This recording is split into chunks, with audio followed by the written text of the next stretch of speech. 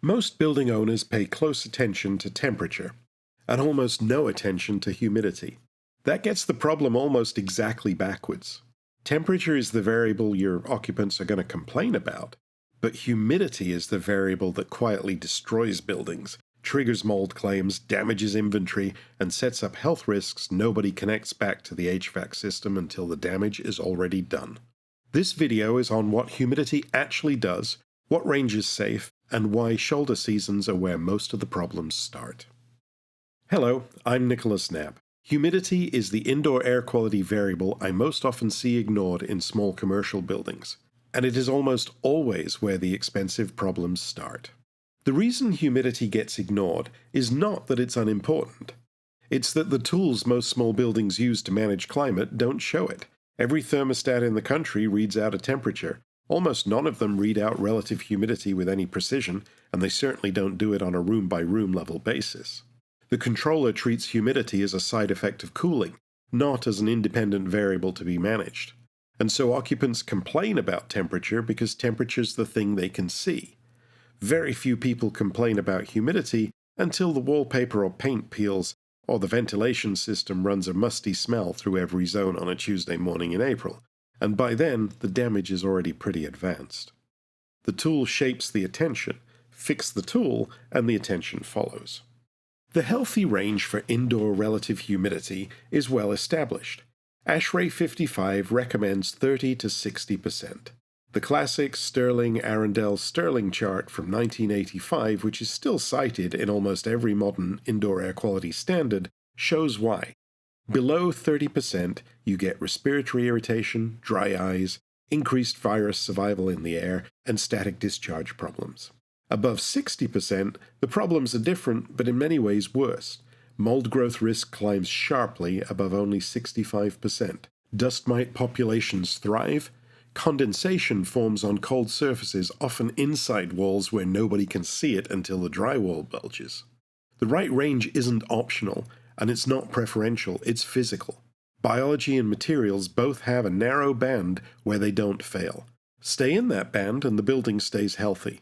Leave it and the problems start compounding in ways that are expensive to fix. Shoulder seasons are where most of the humidity problems in small buildings actually happen. In winter, the building heats, heating dries out the air, relative humidity drops, sometimes too far, but rarely into the dangerous for the building range. In summer, the air conditioner runs and removes moisture as a side effect of cooling, so humidity stays broadly in range. The problem is spring and fall.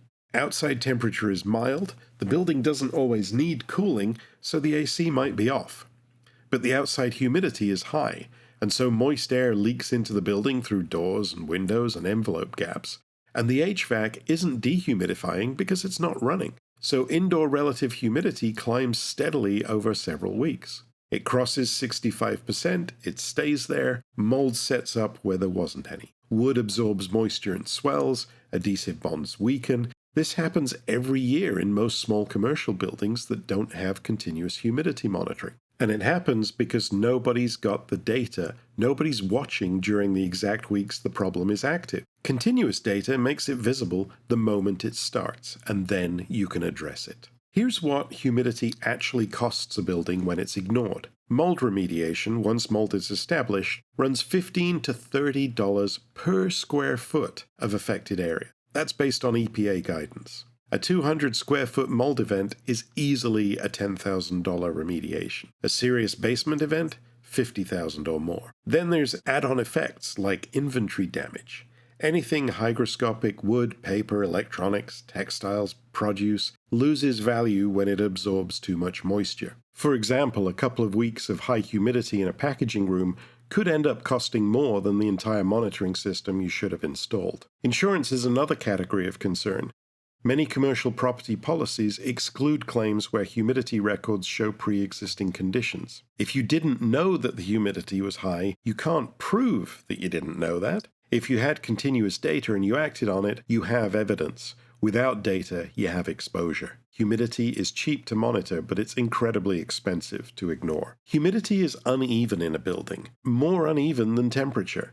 Basements tend to run higher because they're closer to the ground and cooler.